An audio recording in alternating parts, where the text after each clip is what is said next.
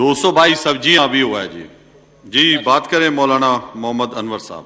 نحمده ونصلي على رسوله النبي الكريم اما بعد فاعوذ بالله من الشيطان الرجيم بسم الله الرحمن الرحيم لا تلهكم اموالكم ولا اولادكم عن ذكر الله ومن يفعل ذلك فاولئك هم الخاسرون.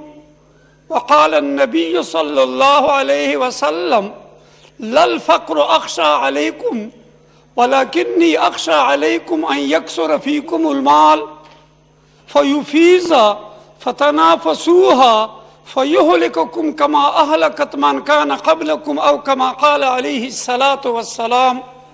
جناب اسپیکر صاحب، میں اقرار کرنا چاہتا ہوں کہ جتنے ممبر حضرات یہاں تشریف فرما ہے یا ممبر ہے، ان میں سب سے میں جونیئر سیاستدان ہوں. اس ماحول سے میرا تعلق بہت کم رہا ہے. 18 مہینے سے جو یہ ماحول میں دیکھ رہا ہوں، دل پریشان و دردناک ہے کہ اللہ پاکستان کا خیر کرے، اللہ پاکستان کی عوام کی بھلائی کرے، ان کو اللہ عزت فرما دے. میں تو 18 مہینے اس سوچ میں گزارا ہوں کہ 72 سال پاکستان کے ہو گئے ہیں. میں کسی پہ یہ تہمت نہیں لگاتا ہوں کہ وہ پاکستان کی بہتری کے خواہش مند نہیں ہے. میں دعوے سے کہتا ہوں کہ ہر ایک خواہش مند ہے کہ پاکستانی عوام کامیاب زندگی گزارے، خوشی کی زندگی گزارے اور پاکستان دنیا میں ترقی کا نام پیدا کرے. لیکن وہ کون سے وجوہات ہے، وہ کون سے طریقے ہیں؟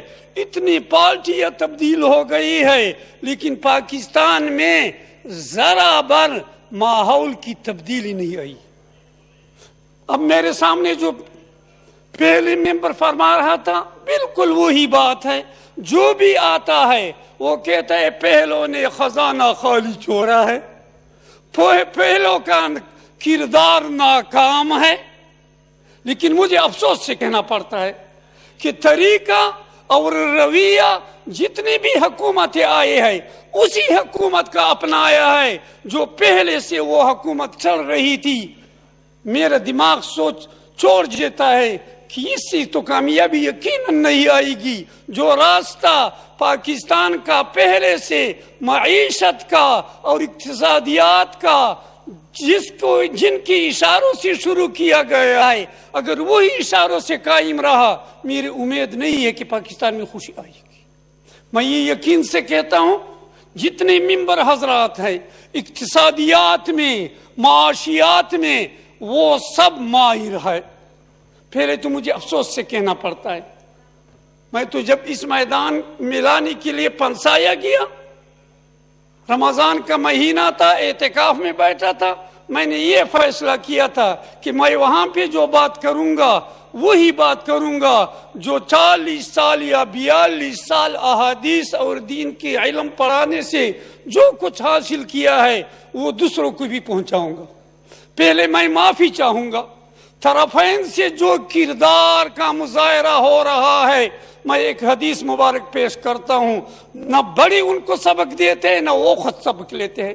حضور صلی اللہ علیہ وسلم تشریف فرماتی، ایک یہودی آتا ہے، کہتا ہے السلام علیک. ظاہر میں وہ کہتا ہے کہ میں سلام ڈال رہا ہوں، لیکن کہتا ہے السلام علیک، آپ پہ تباہی ہو.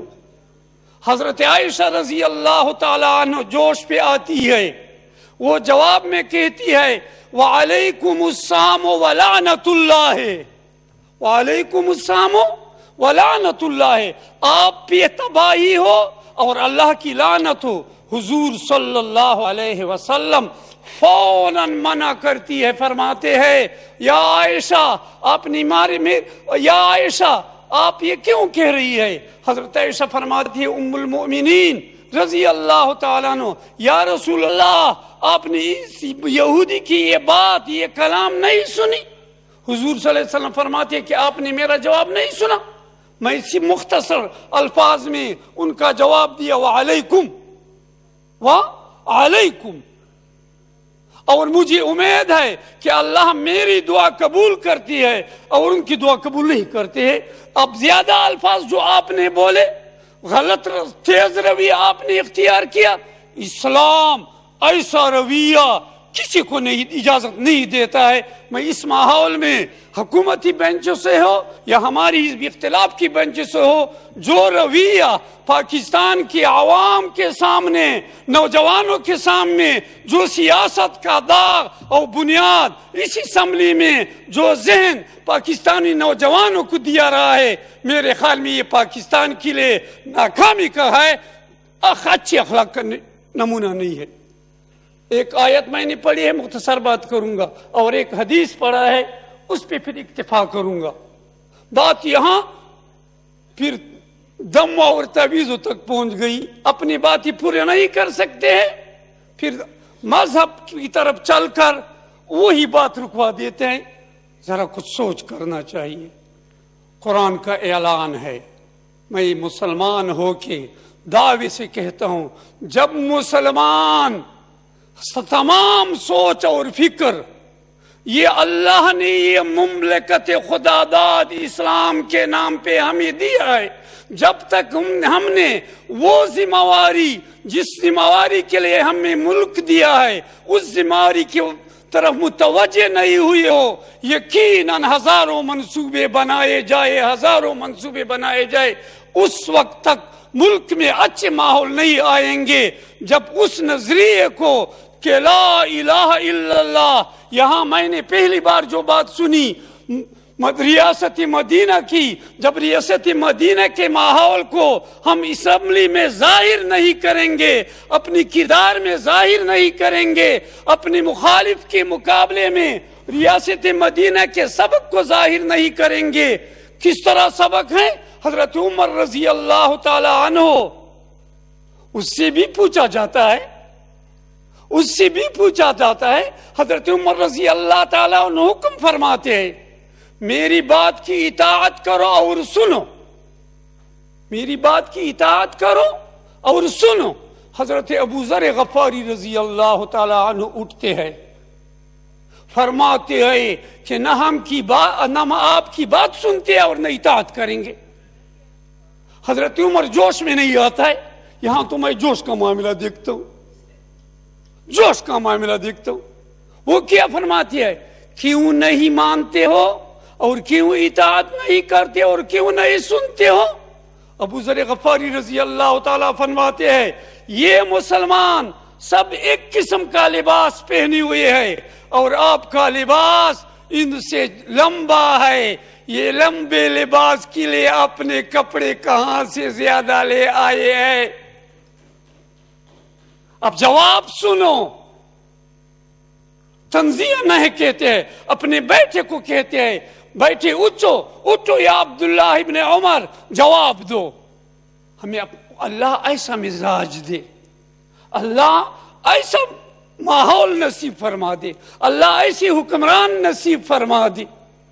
حضرت عبداللہ ابن عمر اٹھتے ہیں، ابو ذر غفاری کو جواب دیتے ہیں کہ ہمیں 2 کپڑے ملے تھے، ایک میرے نام کا تھا اور ایک میرے والد صاحب کا نام تھا، جو کپڑے میں لمبائی آ گئی ہے، مجھے تو افسوس سے کہنا پڑتا ہے، یقیناً افسوس سے کہنا پڑتا ہے، میں جس ضلع سے آیا ہوں میں ایسا آدمی نہیں ہوں، میں دعوے سے کہتا ہوں کہ میرا دادا دنیا سے رخصت ہو گیا، اس کا ذاتی گھر نہیں تھا، 1 کنال زمین نہیں تھی، میرا والد صاحب دنیا سے رخصت ہو گیا، زندگی میں 4 کنال زمین 120 روپے پہ میرے خیال میں کنال لیا تھا، 4 کنال زمین لی تھی، گھر اگر میں نہیں خریدتا تو اس کا بھی گھر نہیں ہوتا تھا۔ میں اس میدان میں یہاں آیا ہوں، میری تنخواہ اس وقت 17,500 روپے تھی، 6 بچے، 5 لڑکیاں اور 1 بیوی۔ شکر ہے الحمدللہ، مجھے تنگی محسوس نہیں ہوئی، مجھے تنگی محسوس نہیں ہوئی ہے۔ اب اس ماحول میں مجھے تنگی محسوس، یہ تنخواہ لے کر اب مجھے تنگی محسوس ہو رہی ہے، وہاں نہیں ہوئی۔ تو حضرت عبداللہ ابن عمر کو فرماتے ہیں جواب دو، عبداللہ ابن عمر فرماتے ہیں کہ یا ابا ذر، ایک ٹکڑا میرے والد صاحب کا ہے اور ایک ٹکڑا میرا ہے، اس لیے اس کا قمیص لمبا ہے دوسروں کی نسبت۔ ابو ذر غفاری اٹھتا ہے، یہ نہیں کہ میں نے یہ بات کی ہے بس اس پہ ڈٹا رہوں گا، اٹھتا ہے اب بات کرو، سنوں گا اور مانوں گا۔ دوسری بات یہی حضرت عمر کا کہتا ہوں، یہی حضرت عمر کا کہتا ہوں۔ حضرت عمر رضی اللہ تعالی عنہ اپنے مشورے اور اپنے مخاطبین کو مخاطب کر کے کہتے ہیں کہ ہمیں ایک راستہ دیا گیا ہے، میں آپ حضرات سے پوچھتا ہوں کہ اگر میں اس راستے سے ایک طرف ہٹوں تو آپ کا کیا رویہ ہوگا؟ ایک دیہاتی سادہ مسلمان اٹھتا ہے، آپ راستے سے معمولی ہٹ جاؤ، میری تلوار ہوگی اور آپ کا سر ہوگا۔ حضرت عمر سخت لہجے میں جواب نہیں دیتا ہے، کیا فرماتے ہیں؟ الحمدللہ امت محمد رسول اللہ صلی اللہ علیہ وسلم میں اب بھی ایسی انسانیت موجود ہے کہ اگر حکومت وقت غلط رویے پہ چلے تو ان کو تلوار کے ذریعے بھی سیدھا کر سکتے۔ بات یہ کرنی ہے، قرآن کا اعلان ہے، حضور صلی اللہ علیہ وسلم کا اعلان ہے، میں یہ اعلانات نقل کر کے اپنی بات ختم کروں گا۔ یا ایھا الذین آمنو، او میرے مومنو، اللہ ہم سے بات کر رہے ہیں، الہی آرڈیننس ہے، پاکستان کی حکومت کا آرڈیننس نہیں۔ کس کا آرڈیننس ہے؟ باری تعالی کا۔ او مومنو لا تلہکم اموالکم ولا اولادکم، آپ کی دنیا کی اسباب اور آپ کا اولاد آپ کو ایسا مشغول نہ کرے کہ آپ اللہ کی دین چھوڑ کے دوسرے کی طرف متوجہ ہو جائے۔ خبردار یاد رکھو، ایسا مت کرو۔ وَمَنْ يَفْعَلْ ذَلِكَ، اور جنہوں نے، جتنے طاقتوں نے، سب انسانیتوں نے یہ کردار اپنایا تو اعلان اللہ فرما رہے ہیں، آرڈیننس وہ جاری کر رہا ہے، فَأُولَئِكَ هُمُ الْخَاسِرُونَ، بالکل کامیابی کی ہم کامیابی سے ہم کنار نہیں ہوں گے۔ ایک اعلان، دوسرا اعلان حضور صلی اللہ علیہ وسلم کا کرتا۔ میرا عقیدہ ہے، میرا عقیدہ ہے کہ عقیدہ حضور صلی اللہ علیہ وسلم فرماتے ہیں کہ مجھے نیند میں، یہ ہمارا عقیدہ ہے، بات سمجھ لو، انبیاء اور ہمارا نیند کا دیکھنے میں فرق ہے۔ ہمارا عقیدہ ہے کہ انبیاء کو جو نیند اللہ دکھاتے ہیں وہ اللہ ہی کی طرف سے حکم اور وحی ہوتی ہے۔ خواب، جو نیند میں خواب دکھاتے ہیں وہ وحی ہوتی ہے۔ حضور صلی اللہ علیہ وسلم، میں تمام ممبروں کو پیغام دیتا ہوں بلکہ تمام دنیا کے مسلمانوں کو کہ اس کے بعد دنیا کی اسباب کی کمی نہیں آئے گی، دنیا کی اسباب میں کمی نہیں آئے گی، کمی آئے گی خطرہ یہ ہے کردار میں آئے گی۔ جب کردار نہ ہو دنیا ہمارے لیے خوشی کی باعث نہیں بن سکتی۔ اصل بات کردار کی ہے، اور اس لیے تو پہلے اعلان یہ کہتے ہیں للفقر اخشى علیکم، میرے امتیوں، میں فقر اور غریبی کی وجہ سے آپ پہ ڈر نہیں کہتا ہوں، ولیکنی اخشى علیکم، مجھے جو ڈر ہے اس سے ہے کہ ان یکثر فیکم المال، آپ میں دنیا کے اسباب زیادہ ہو جائیں گے۔ فیفیزا، اس طرح ہم نہیں جو اب بھی کہہ رہا تھا کہ فلان ایسے ہے، فلان ایسے ہے، ہر ایک کے گھر میں اتنے اسباب ہوں گے جو دوسرے کے ہاتھ ساتھ ہوتے ہیں، جو دوسرے کے پاس ہے، حتی یہم رب المال من یقبلہ منی، اتنے دنیا کے اسباب زیادہ ہوں گے، مجھے عقیدہ ہے زیادہ ہوں گے کہ وہ دیندار مالدار وہ اس کو پریشان ہوگا کہ مجھ سے صدقہ اور زکوٰۃ کون وصول کرے گا۔ فتنافسوها، مجھے یہ خطرہ ہے کہ آپ کی تمام توانائیاں، آپ کی تمام سوچیں یہی دنیا اسباب کی طرف چلی جائیں گی.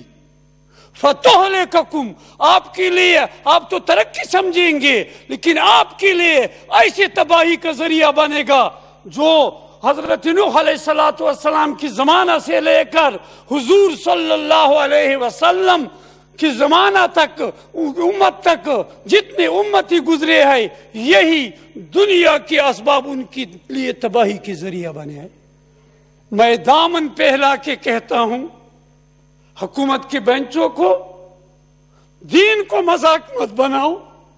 پچھلے دنوں انا للہ و انا الیہ راجعون، انا للہ و انا الیہ راجعون، معمولی اشارے سے قرآن اٹھا کے لے آؤ، پھر اس ماحول میں پوچھنے والا کوئی نہیں.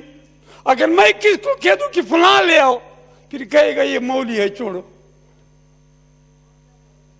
جب ان سے اشارہ ملا مجھے تو یہ ڈر تھا کہ یہ قرآن اٹھا رہا ہے، آیا وضو ہے یا نہیں ہے، جو لا رہا ہے اس کا وضو ہے یا نہیں ہے، جو یہاں ہاتھ میں پکڑ رہا ہے اس کا وضو ہے یا نہیں ہے.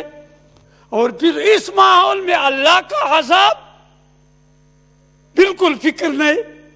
یہ اس طریقہ کا ماحول تو اس لیے چاہتے ہیں کہ یا اللہ اس ماحول پہ پھر عذاب نازل فرما دی.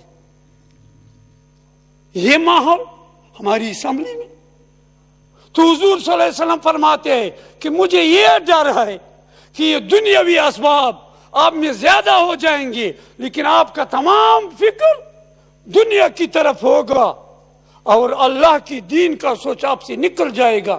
پھر یہی اسباب آپ کے لیے ترقی کا ذریعہ نہیں ہوں گے، ناکامی کا ذریعہ ہوں گے. میں پھر دامن پھیلا کے تمام ممبران حضرات، وہ دوسری بات ہے کہ حکومت کس طرح ہونی چاہیے،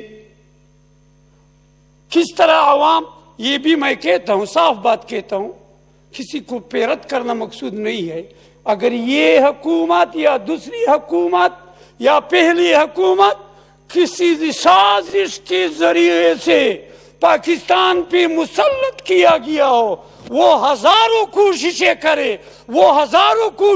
کرے، ان کے ہاتھوں سے پاکستانی قوم کو خوشی نہیں مل سکتی ہے جب تک پاکستانی قوم آزادی سے حکومت منتخب نہ کرے، آزادی سے. اور یہی میرا نظریہ نہیں، میں دعوے سے کہتا ہوں. حضرت عمر رضی اللہ تعالی عنہ فرماتے ہیں کہ جب کسی سازش کے ماتحت آپ پہ کوئی حکمران لایا جائے، خبردار ان کو مت مانیے، اگرچہ آپ پہ قتل مقاتلہ کا نوبت بھی آ جائے، یہ قوم کے مفاد میں نہیں ہو سکتا ہے. میں کسی پہ دعویٰ تو نہیں کرتا ہوں لیکن اصل بات میرا یہ ہے کہ اللہ ہم سب کو دوسروں کی قدر پہچانے کی توفیق نصیب فرما دے. اللہ ہم کو ایک ساتھی سے سخت لہجہ نکلیں گا، ہمیں اللہ توفیق دے کہ ہم ان کو صحیح جواب نرم لہجہ میں دے، انشاءاللہ پھر ماحول خوشگوار ہوگا. آج ہم کس لیے جمع ہوئے تھے؟ میں یقین سے کہتا ہوں کہ میں نے بخاری شریف کا حدیث سبق اس مجلس کے لیے چھوڑا تھا کہ آج ملک کے عوام کے بارے میں بات ہوگی، لیکن مجھے افسوس تھا کہ کیوں وہاں سے آئے ایک حدیث یا دو حدیث تو پڑھا لیتے. پھر بھی شکر ہے الحمدللہ 4-5 ممبروں نے یا 20-30 ممبروں نے میری بات سن لی. امید ہے پاکستانی قوم کو پہنچے ہوگا. میں تمام قوم کو یہ سبق سکھانا چاہتا ہوں، یہ بات بھول جاؤ کہ مکے کا جواب اینٹ سے دیں گے. شریعت نے ہمیں جواب دیا ہے، مکہ والوں نے حضور صلی اللہ علیہ وسلم کے ساتھ کیا کردار ادا کیا، لیکن جب موقع آیا تو حضور صلی اللہ علیہ وسلم نے کتنا خوش اسلوبی سے جواب دیا. اللہ ہمیں توفیق دے کہ ہم آمین. اور مجھے تو افسوس ہے کہ میرے تقریباً 68 سال گزر گئے ہیں، ہم نے ان ساتھیوں پہ اس ماحول کے بنانے کے لیے کوششیں کیوں نہیں کی ہے. میں اپنے آپ کو مجرم پا رہا ہوں کہ میں یقیناً مجرم ہوں کہ وہاں تیار لوگوں کی تربیت تو کی ہے لیکن جو ہمارے ماحول سے دور ہے ان پہ کوشش نہیں ہوا ہے۔ اللہ ہمیں توفیق دے کہ آپ حضرات جتنے ذہین با کردار ہے لیکن اخلاق کی لحاظ سے ہم سب کو اللہ اسلامی اخلاق نصیب فرما دے۔ وآخر دعوانا بہت شکریہ، الحمدللہ۔ بہت شکریہ جی ایوان کی